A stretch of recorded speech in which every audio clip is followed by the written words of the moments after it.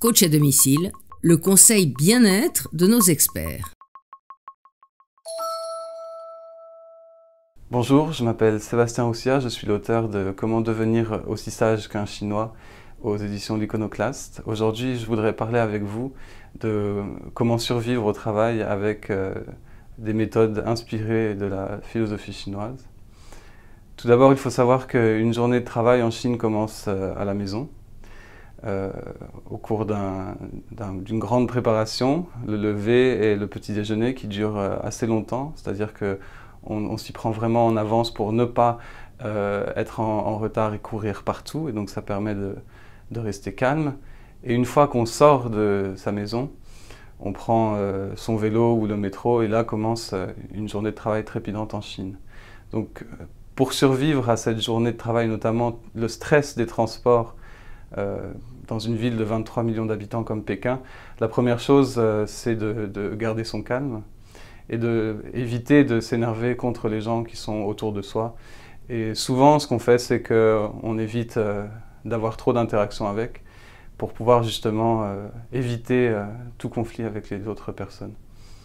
Ensuite, au travail, ce qu'on fait pour garder des bonnes relations avec ses collègues, tout d'abord, c'est qu'il y a une espèce de cérémonie qui consiste à saluer ses collègues à chaque fois qu'on les croise dans les couloirs ou les bureaux, et de beaucoup discuter avec eux, mais pas forcément du travail, mais souvent aussi de la famille, pour savoir qui ils sont et quels sont leurs problèmes dans leur vie.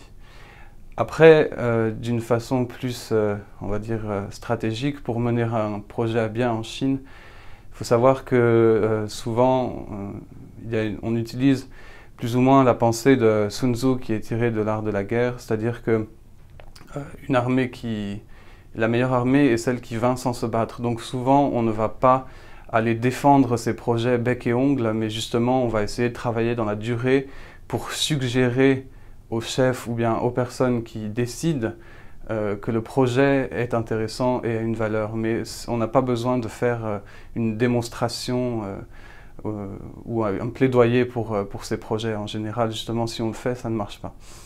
Et comme la hiérarchie est très importante en Chine, là, c'est la pensée du confucianisme qui nous servira, c'est-à-dire que chacun doit être à sa place et respecter cette hiérarchie et le mode de fonctionnement.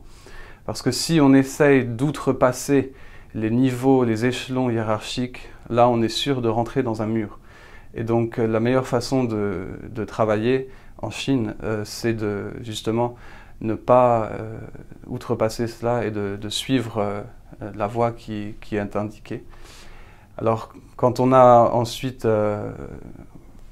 travailler, on peut aussi se permettre une petite pause, et en général, ça c'est plutôt la pensée taoïste qui l'impose, c'est-à-dire que le non-agir, en tout cas le repos, la paix est quelque chose de très important pour garder l'énergie, pour pouvoir continuer à travailler.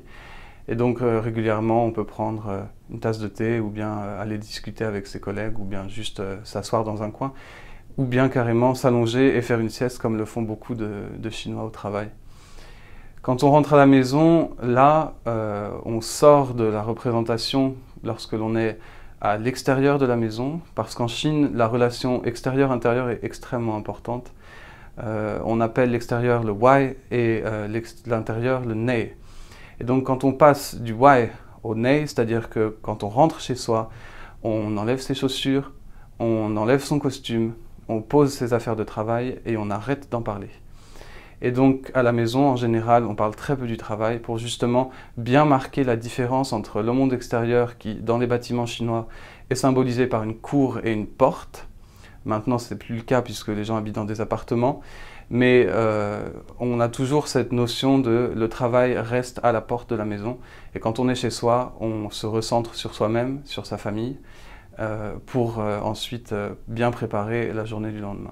Je voulais partager un petit peu ce déroulé type d'une journée de travail à la chinoise pour que vous puissiez avoir quelques idées si jamais vous aviez envie de changer votre façon de fonctionner au travail ou bien votre relation entre le travail et votre vie de famille pour mieux équilibrer les deux, parce qu'en fait c'est finalement ça qui est au cœur de la pensée chinoise du travail, c'est trouver l'équilibre entre la famille et le travail, et l'équilibre entre sa volonté professionnelle, en tout cas ses désirs professionnels et la réalité de l'entreprise, pour toujours rester au milieu en fait, pour ne pas tomber trop dans l'excès de l'un ou de l'autre.